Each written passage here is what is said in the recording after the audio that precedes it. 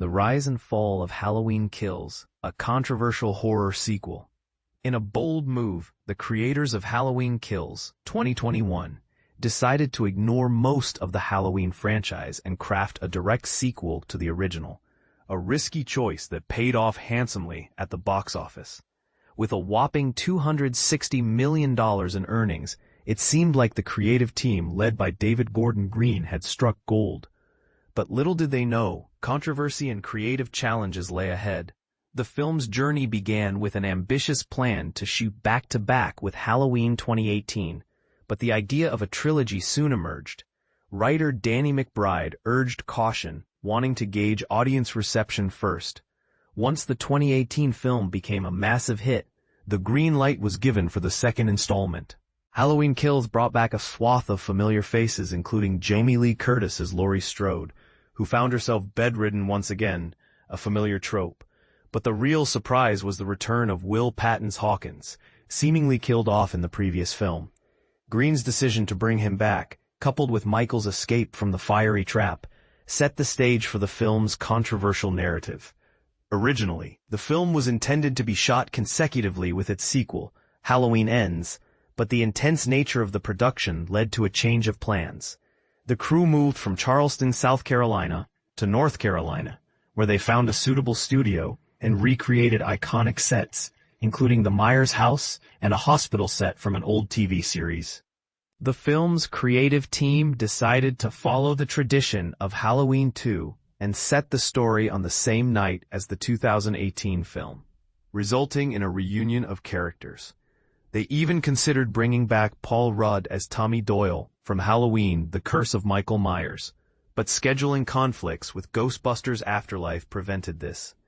Instead, Anthony Michael Hall stepped into the role, and the filmmakers brought back Kyle Richards as Lindsay Wallace.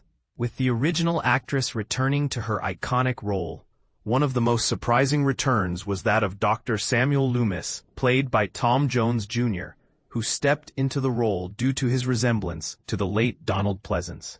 James Jude Courtney reprised his role as The Shape, and Nick Castle made a special appearance, considered a good luck charm by the producers. A film delved into the aftermath of the original Halloween, with a scene involving the police hunt for Michael Myers. Originally, there were more scenes set in 1978, featuring a young Laurie Strode, but budget constraints and the importance of Curtis's role led to these scenes being cut. Nonetheless, several 1978 scenes were included, requiring the recreation of the Myers house, which was built in a warehouse. The classic Myers mask was recreated with meticulous attention to detail, and the present-day mask was given a touch of fire damage.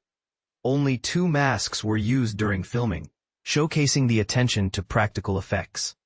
Despite his fiery fate in the previous film, Michael Myers escaped relatively unscathed, taking out firefighters in the process. The production had to burn down a different house for this scene, and they even recruited real-life firefighters as extras, eager to be killed by the Shape.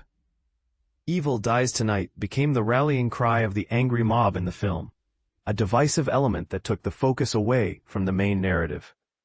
Green wanted to explore the impact of Michael Myers on the community and the mob mentality that ensued. A broadcast shown in the film's local bar listed Michael's victims from '78, including Annie, Linda, and Bob. In a funny twist, the production couldn't obtain a high school photo of Bob's actor, John Michael Graham, but they did find one of Bob Odenkirk, which served as a strange cameo. The silver shamrock masks made a return, worn by a group of kids, and later used in one of Michael's gruesome creations. During the car attack sequence, the production employed an unorthodox filming approach, using 2 separate units to capture the front and back of the car simultaneously. This allowed for a faster pace, but presented its own challenges.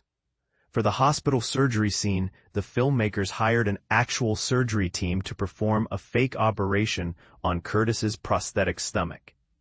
Taking a documentary approach, Green allowed the medical professionals to shape the scene, adding a layer of authenticity. The final major sequence featuring Michael's confrontation with the angry mob was shot partly on the streets of Wilmington and partly on a soundstage. Performers were placed on a turntable, creating a dreamlike effect. Night shoots presented their own challenges, leading to the director of photography, Michael Simmons, experiencing vertigo and requiring a wheelchair for a week. Thankfully, camera operator Paul Daly stepped in, maintaining a consistent look until Simmons' return. The film's ending underwent changes, with the theatrical version concluding with Laurie in her hospital room and Michael staring at the camera. Green's original ending, featuring Laurie on a mission with a knife, was saved for the extended cut, which also included more violent kills. John Carpenter returned to score the film with his son, Cody Carpenter, and Daniel Davies, creating a familiar yet unique soundtrack. Halloween Kills was initially scheduled for release on October 16, 2020, but the COVID-19 pandemic delayed it by a year.